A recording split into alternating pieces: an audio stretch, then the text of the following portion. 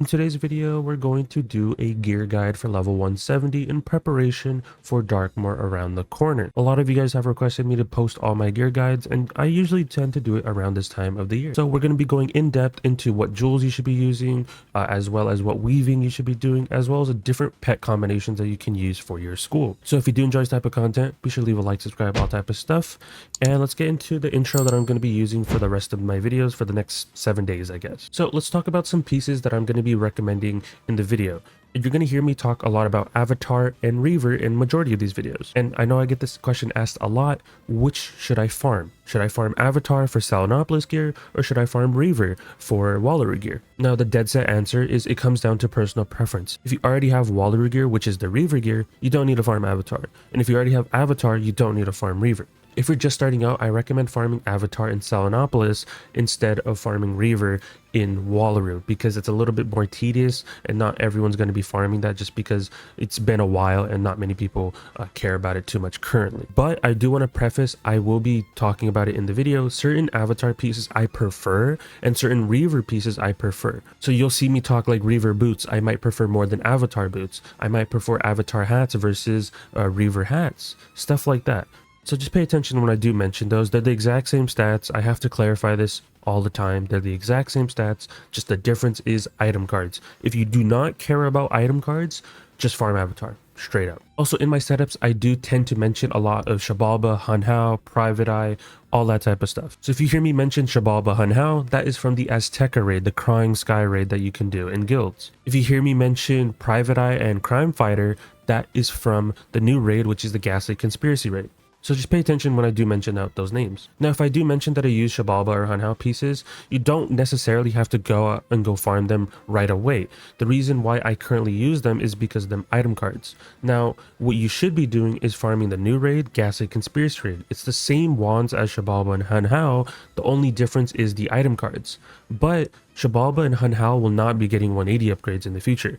The new raid will. So if you want to preemptively get ready for 180, you should be farming the new raid, get those wands for the stats that I mentioned, and then hopefully whenever we get 180, we will have those upgrades for the new raid, and you can use those pieces as well in your builds, which I 100% will be. Certain pieces of Shabalba and the rod wands from the new raid are better than actually Reaver and Avatar, so be wary about that as well. They give like an extra pierce and stuff like that, so just keep that in mind.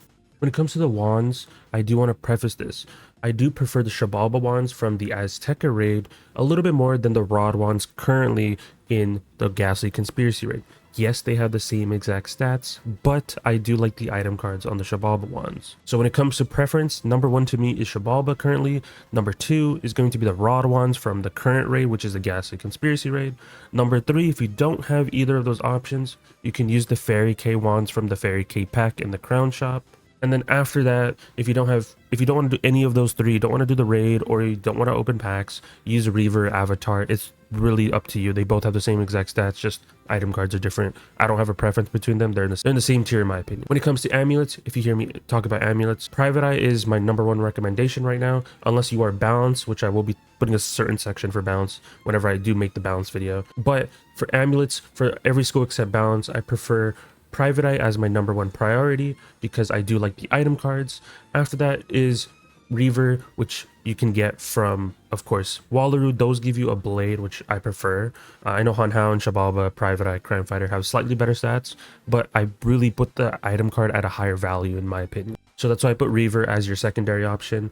And then third, it's a split between three different templates, which is Hunhao, Shabalba, and Fairy K.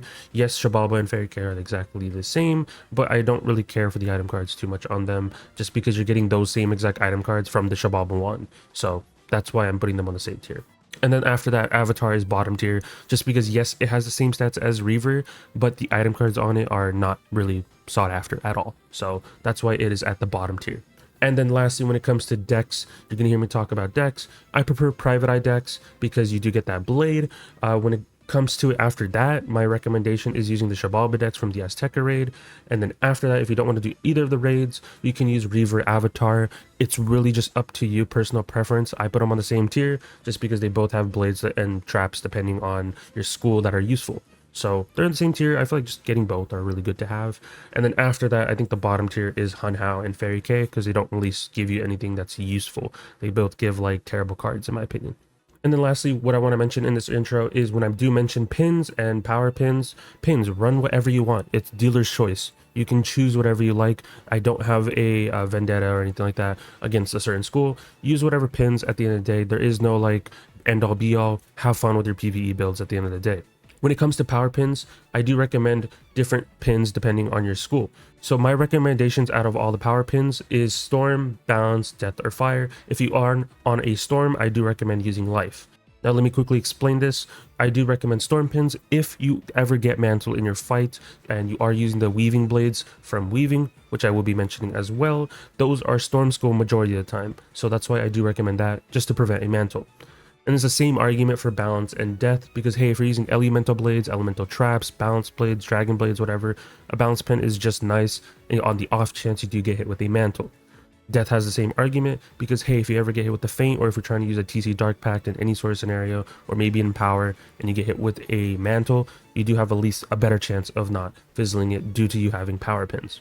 And then Fire is in that niche category, which I like using at times, just so I don't have to switch my Scald and Syndiate setups, because those I can just put on a Fire pin, and then all I have to do is switch my hat and switch my wand, and I'm good to go. So that's why I have Fire pins as well listed for that reason. And then Life pins, it falls underneath a niche category. It's specifically for Storm, just because their Weaving Blade is through Life currently, and maybe in future guides I might adjust this, but Storm is using Life Weaving majority of the time, and having a Life pin for accuracy is good to have, just so you don't fizzle your dual blade on the off chance you get hit with a Mantle.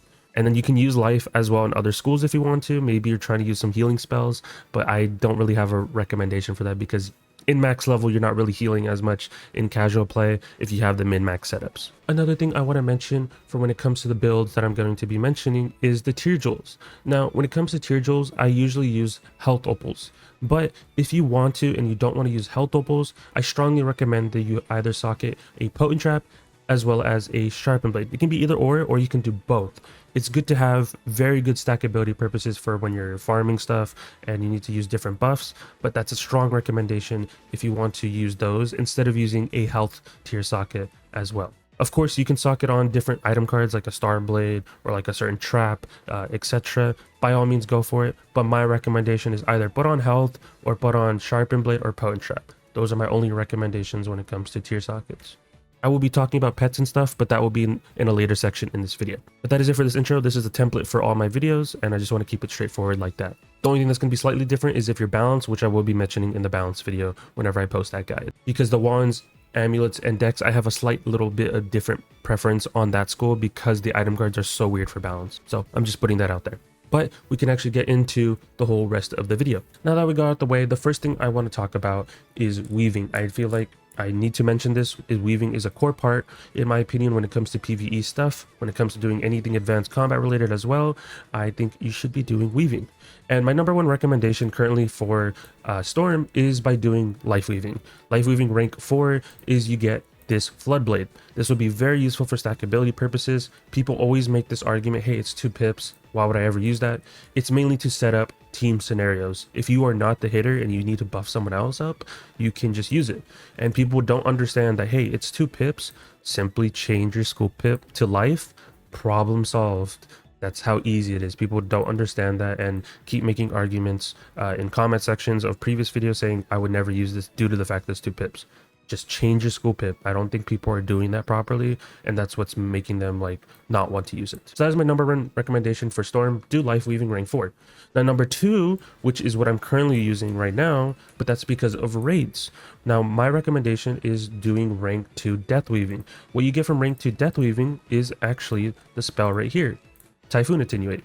This is very good for the raid currently for Ghastly Conspiracy raid. I use it in those strategies. I also tend to use this in advanced combat because I can use this to help buff up other hitters, other storms. Most of my strategies involve double storms, and there's times where I use a death as well if need be. But majority of the time it's for that 35% attenuate. very good. Yes, it's 1 pip. That doesn't mean that you should just negate the spell completely. It's a very good spell. So I definitely recommend getting rank 4 life weaving done, and then second option is getting your rank 2 death weaving done for raids, advanced combat related, anything like that. You're going to be using the life blade more, like the dual life blade from Viv, because you can use that in other aspects of the game. You can use the attenuate, yes, but majority of fights have like auras in them, so that's why it's specifically tailored towards specific advanced combat modes, specific fights, etc. But I still recommend getting it done. And then my third option, this is just a personal preference, I think you should do myth weaving. Now, it's not completely get all your myth weaving done, I don't recommend it, but I do recommend getting the calamity trap. There's been a lot of times where I've actually done cosplaying on my storm. Cosplaying is a term where I'm completely putting all my stats towards another school, not even my own school. I'm not even playing as my own school. So you might see me have like 220 damage for myth, but have like 100 damage for storm.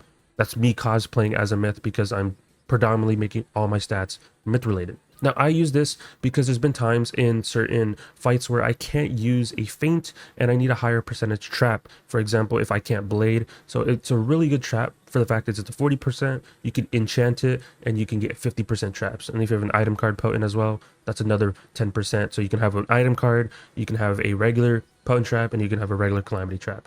That's 3 different traps, all really high percentages.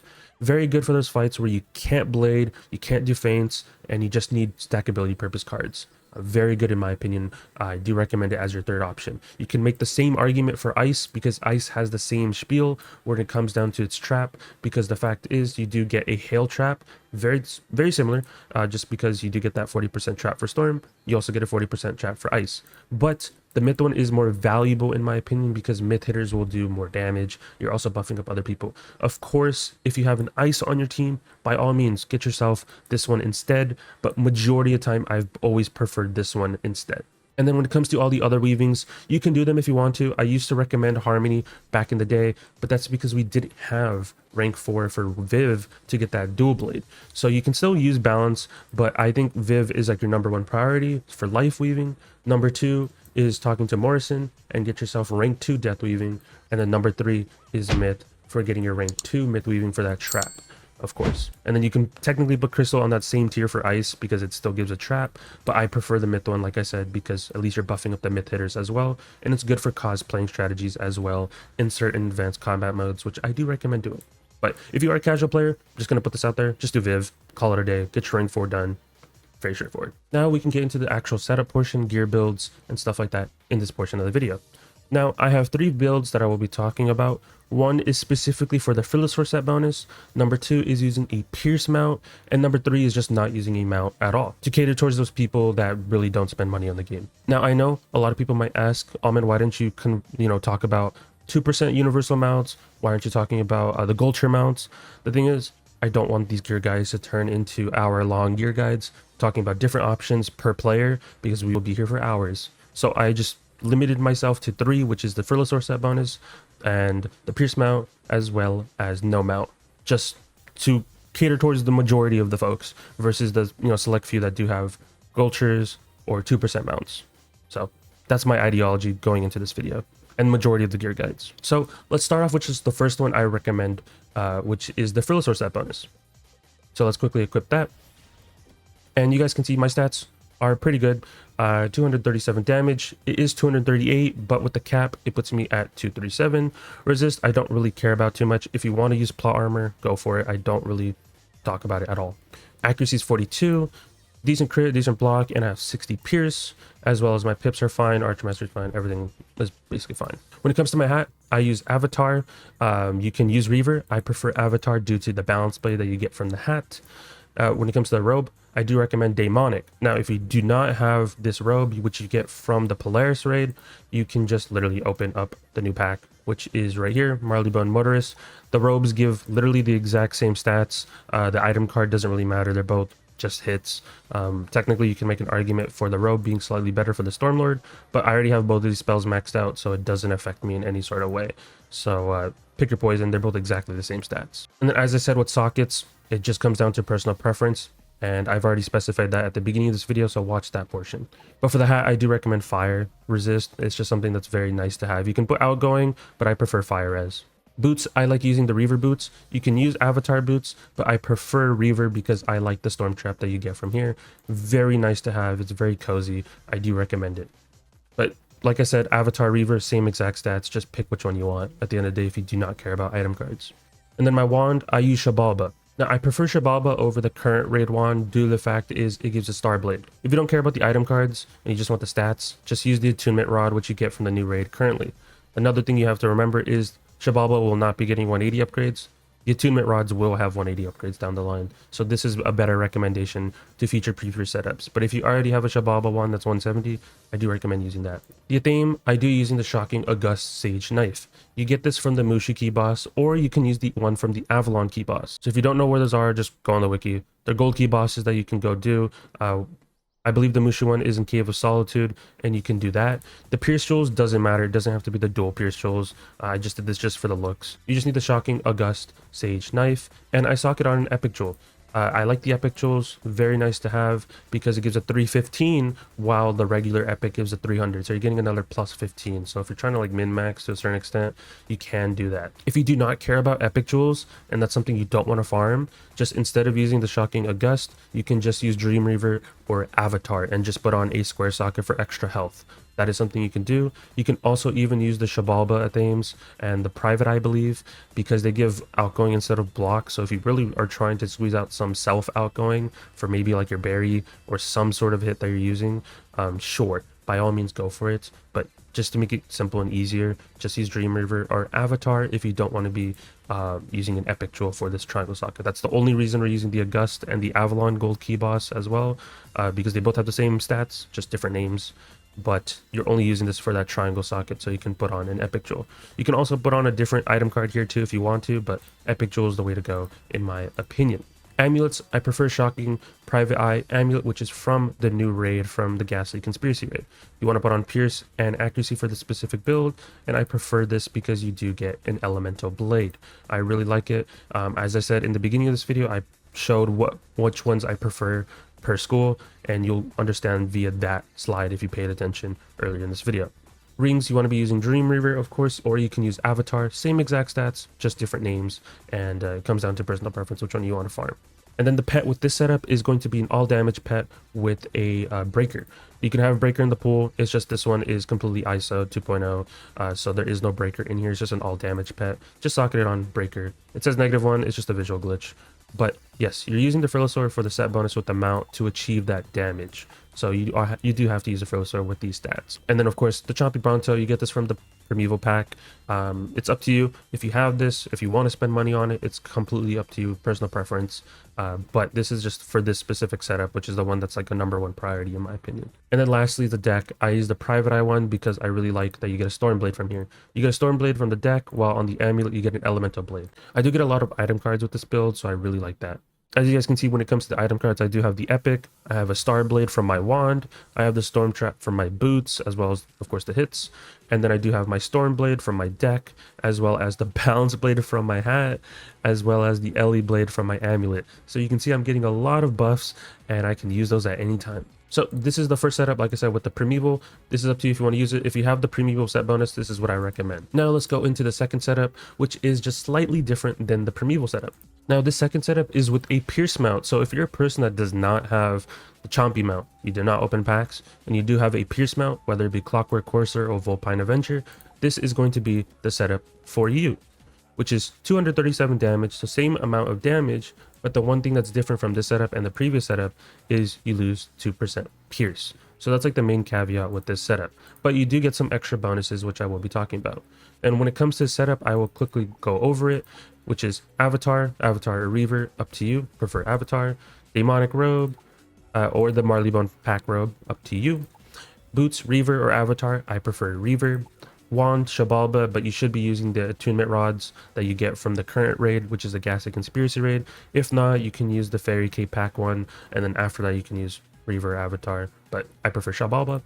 Your theme is still going to be the same setup. If you don't want the Epic Jewel, put on a Reaver amulet or a Reaver theme, sorry. You can put on a Reaver theme or an Avatar theme, get yourself a square socket from there, and put on more health if you don't care about epic jewels. And the one thing that's different from this setup is now instead of using a pierce jewel, we're using a damage jewel right here to increase our damage to get it back to 237. Your ring is still going to be the same, and the main difference is your pet. Now, there's so many pets that you can use with this setup because now you're not forced to use a Frillasaur for the set bonus. The Frillasaur set bonus is what gives you the extra damage, while this gives you more freedom. You can use any pet at your choosing. Now, I have a list of recommendations of pets that you should be using on a storm. It comes down to personal preference. Now, number one priority is the Stormy Skeletal Warrior. I prefer it for the Stormblade. You also get this new card, Unstable Charge, gives you 3 blades that are all 25%, and you can use those in your fights. As well as you get a Sharpened Blade. Very good pet. I do recommend making it. This is ideally what you would want, as well as with Breaker. I do recommend putting Breaker in the pool and put socketing on Giver, just because getting Giver is an easier socket than it is Breaker. It's just I already had a bunch of Breaker jewels laying around. Also, I think I said Breaker, I meant Piercer. I have a lot of Piercer jewels. Ignore the numbers, it's just visual. But I have a lot of Piercer jewels, so I socket that on. But instead, you would want this to be a socket instead, just because Armor Piercer jewels is a little bit annoying to get.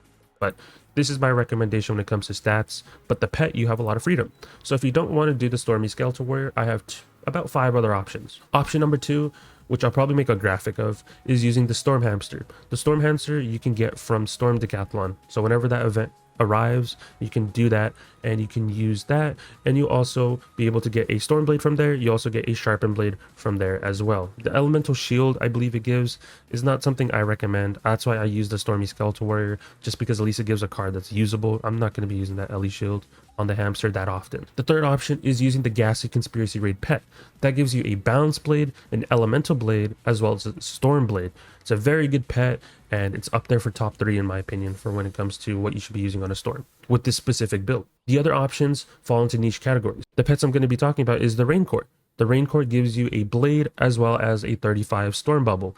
Very good for a majority of fights where you want a higher percent bubble, because the main deck Storm Bubble is 25 while the item card on the pet is 35. So it's a very good pet all around it. Another niche pet that falls into the categories is the Clamoring Gulcher, which is just called the Storm Gulcher. That's what we all call it. That gives a blade as well as a Windstorm. That Windstorm is really good for stackability purposes when you're doing fights where you just only can use traps. Very good card in team scenarios as well. I do recommend making a pet of that as well. Then we have 3 other pets, which is a little bit of a niche, which is the Little Lemur. It gives you 2 Storm Blades. There's nothing special about it other than it gives you 2 Storm Blades. Now I wanted to include it because, hey, the other 3 pets that give a Sharpened Blade do fall into that like exclusive category, and this just gives you straight up just 2 Storm Blades. And you can use this with the setup and not have to worry about it. Another recommendation I have is the Puma Kit 10. I want to put this out there. Kit and then dash 10. Now this pet you can hatch for via like other players, and it gives a Stormblade as well as a Path A Thundersnake as well as a Path B Stormlord. Now this falls into the niche category because, hey, yes, it gives you a Stormblade, but I know there's people who want to do advanced combat modes that don't want to farm spell elements for their Stormlord, which is completely understandable. And most strategies require only 1 Stormlord, very rare for 2 unless you're doing, for example, Void Raid. But even if you do Void Raid, you're going to be using a completely different setup anyways.